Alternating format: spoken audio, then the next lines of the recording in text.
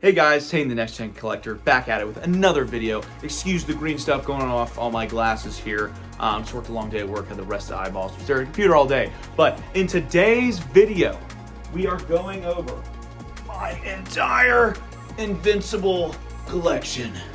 Let's get into it. I guess a little backstory before I get actually into it. Really love the show Invincible coming out on Amazon Prime. If you haven't seen it, definitely go check it out by Robert Kirkman, Corey Walker, and the greatest artist of this generation, my personal favorite, Ryan Otley. Yes, this show I really attribute to me getting back into comic books, specifically the actual medium comic books. I've always been a fan of the content, MCU movies, DC movies, just animated shorts and such. But this one really made me delve back into kind of that medium of actually collecting comic books through a long, line of going down that quote-unquote rabbit hole. So this series really does have a dear place in my heart. I also want to put a massive spoiler warning. Obviously, if you're watching the show right now, I'm going over the actual comic book, so you're going to see a lot of stuff that happens later in the series based on the covers. And I'll probably here and there going through the books probably chime in of what makes something a key, which might be a spoiler. So sorry if this one isn't for you. This video means a lot to me, but if you don't want the entire series spoiled, maybe skip around possibly to the end where you see the graded books, where I believe I will not talk much about, stuff going on. It's very spoiler free once you get to the very end, just the graded books.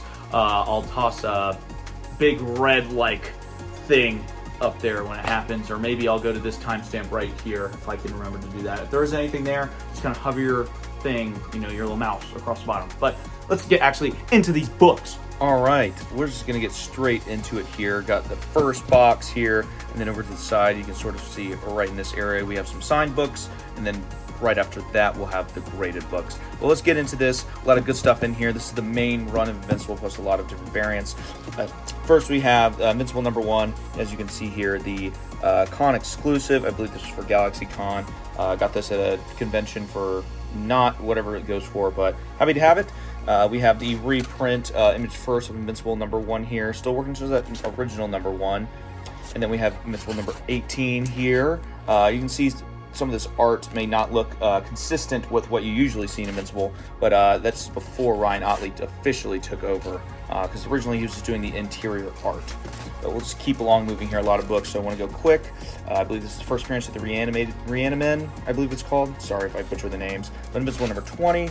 And we have this short gap here to 29, 30, 31. And as you can see here in the original comics, Amber is actually not African American. She is a white blonde girl. But you can see Eve a little jealous here. More, and then the vice versa. You see Amber a little jealous. We'll keep going. We're Reanimen. Let's mark punching Reanimen. You see the little alien dudes from Mars. Keep going here. Only $1.99.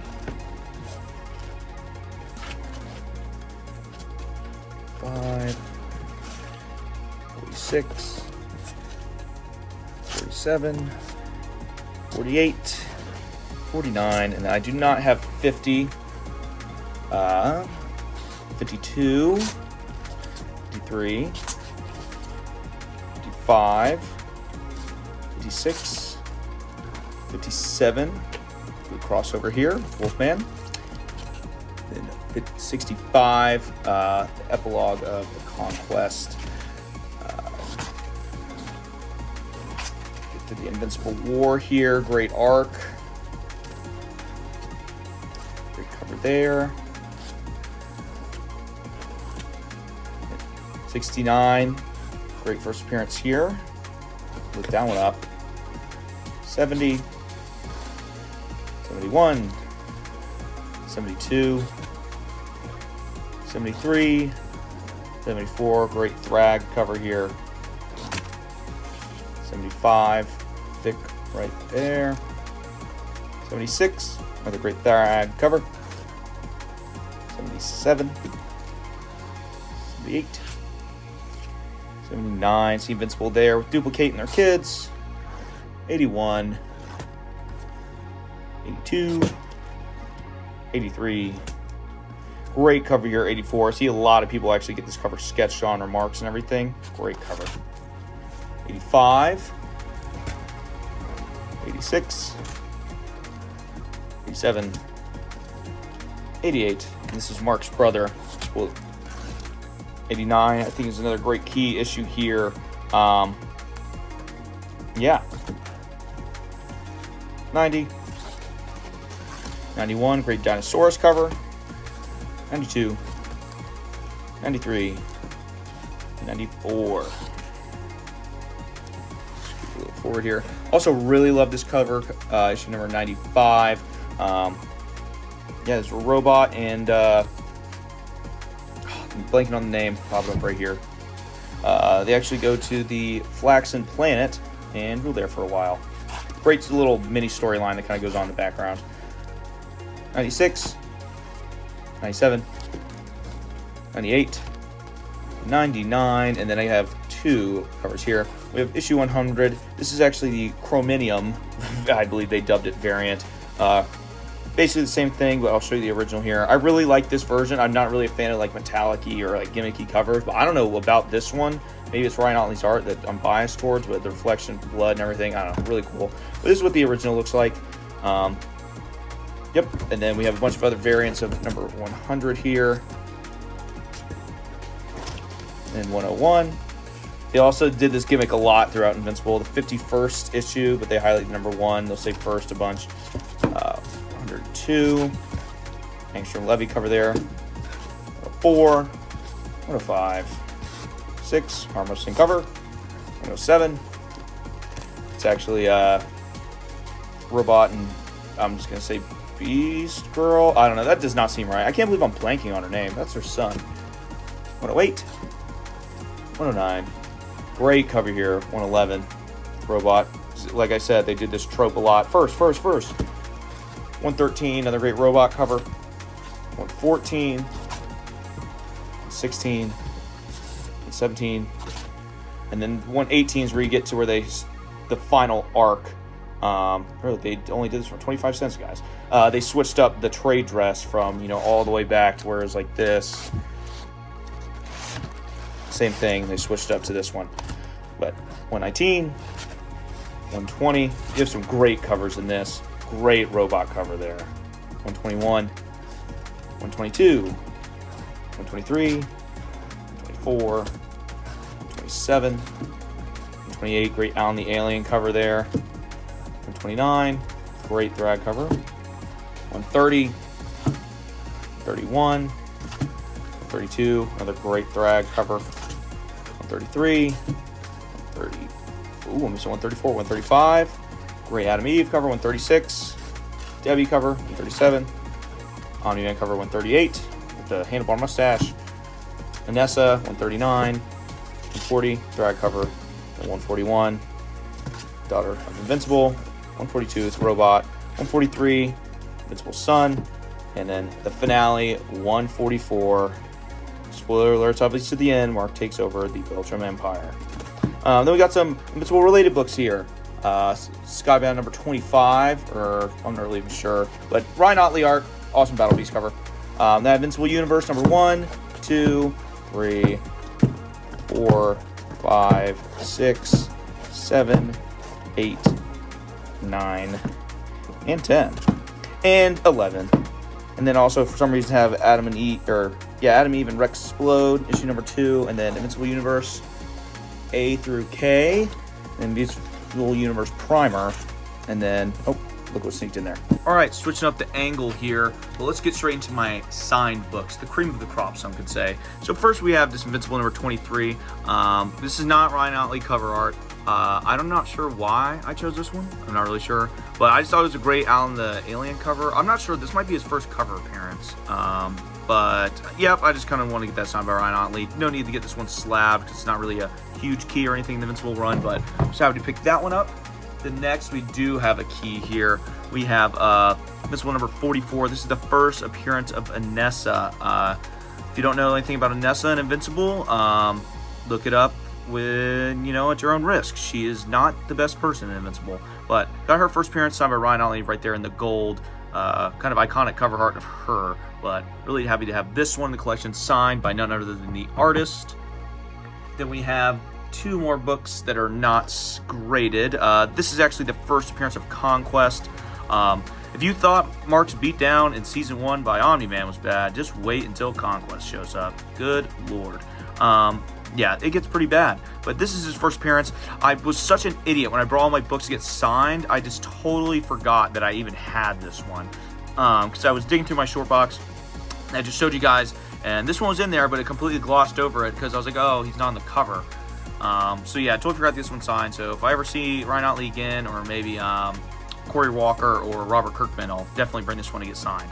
But happy to have this one. This is one number 61. And then we also have the variant cover of the final issue of Invincible, number 144. This is actually Tara Grayson. She is Invincible's daughter, who for a short stint in this last issue actually becomes Invincible. I don't know. I think she just goes by Invincible, gender neutral name.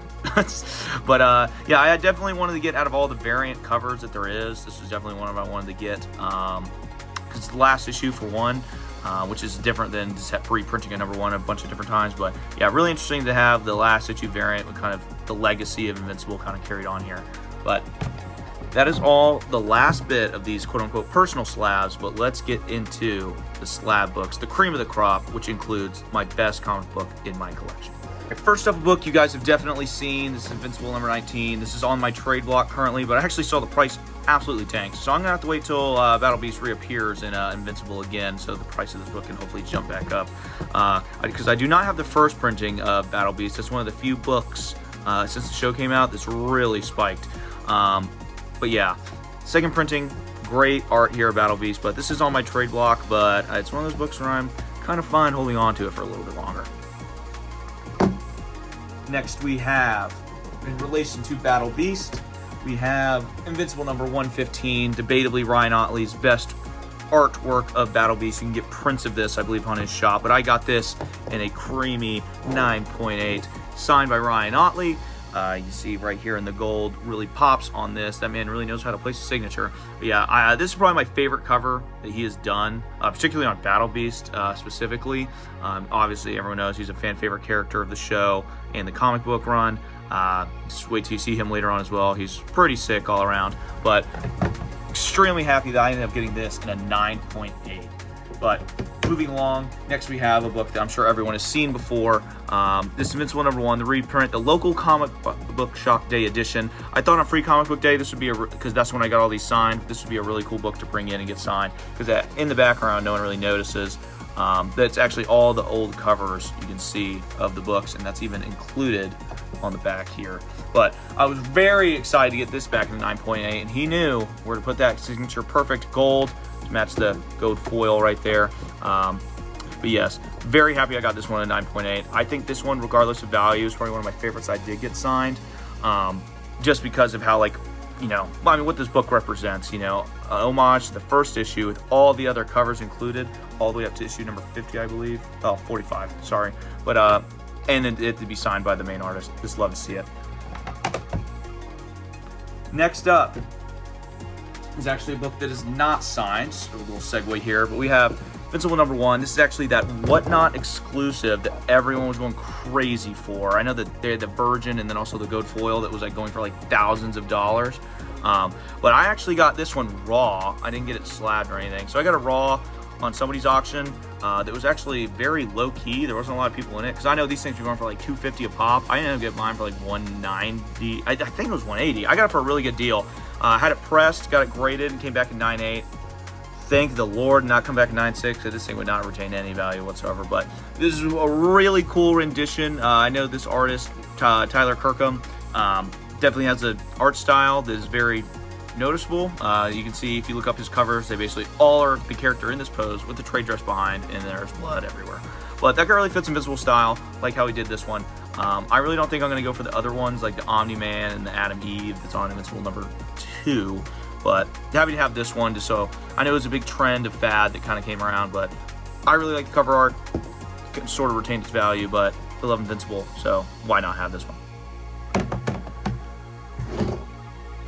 second to last book here, we have Invincible number 16, signed by Ryan Otley. This one, I literally, when I was talking to the guy there, I submitted all these books, and he said this one is the only one that would probably need a press based on the grade, but I would have to ship separately and all this other stuff, and I was just already kind of tired from being there so early. So I was like, you know what, just send it with the rest. It is what it is. Then they got 9.2, which this probably could have been a 9.4 with the press. I mean, realistically, like there's some it's not even a color breaking crease. It's just the corners kind of popping up there. And there's some non-color breaking spine ticks as well. But great cover, signed by Ryan Otley, and this is actually the first appearance of Angstrom Levy, or Levy, however you like to pronounce it. Which, if you're watching season 2 of Invincible, he is leading up to be the main villain. And he sticks around for quite a long time. Great villain. You're going to see some really cool stuff with him coming up, but really happy to have his first appearance signed by Ryan Otley. But last, and certainly not least, we have probably my favorite comic book in my collection, and probably the most valuable. I'd still have to, there's no really finite number on what you could value this book at, but we have Invincible 111, Death of Cecil. But no, that is not why this is important. This is actually a sketch edition of 111, and this is actually a one-of-one piece that I commissioned Ryan Otley for. I just remember I brought him this sketch cover, and he said, "What'd you want?" I said, "How about Mark getting punched in the face?" He said, "Easy enough." And probably was the most surreal experience watching, a comic book artist create something, because I made sure I was there bright and early for Free Comic Book Day. I was the 4th person in line, but I was the first person that got a sketch from him. So, sorry everybody else behind me in line, but he did this entire sketch in front of me and made everybody else wait in line. I mean, it was like, a ton of people deep, because he was doing free signatures on 5 books, and then every book after was $5. So, but yes, I love this book so much. I will never forget this experience. It's really crazy that I got one of the original creators to sketch, one of his / Robert Kirkman's creation. I don't know. And of course he signed it. Like I said, this man knows how to place and do some signatures. Red there with the blood. Very sick. This actually sits in my living room on top of my shelf that I have that hangs above my TV. I originally had it on my desk for a very long time, but I moved to my living room. So it's one of those places where it's one of the few comic books I am actually very proud and love to brag about whenever anybody comes over. But yes, this is my last comic book in my Invincible collection. Actually, that's a lie. I'll pop it up right here. I have a comic book out at CGC. It's a controversial issue of Invincible. I think it's going to get a 9.6, 9.8. I'm not sure. I had a free comic book rating with one of my LCSs back in Knoxville. And yeah, I'm getting this book right here graded, and the notes of why it's, controversial I'll put right here. That's the last book, but this one is by far my favorite, my most valuable. So if anyone asks, my favorite book I own is actually not a Spider-Man book, believe it or not. It is this right here. Guys, that's the end of this one. I really attribute me getting back into comic books really to this series. Whenever it came out on Amazon Prime, I was in my junior year-ish of college, and then once I started watching all that, it kind of really, I'm like, oh, this is a comic book series, and it kind of made me look into that, read the entire series, and then start delving back into the rest of the comic books, related content that I love so much. Obviously, I watched all the MCU movies, but this really got me into the format or medium of actual comic books. So, love the series a lot, means a lot, but appreciate you guys for watching. Like, comment, subscribe, notification bell, all the good stuff you hear everyone say. But I've been talking way too long. Let's hit the outro, and always remember that when you watch the show, you will feel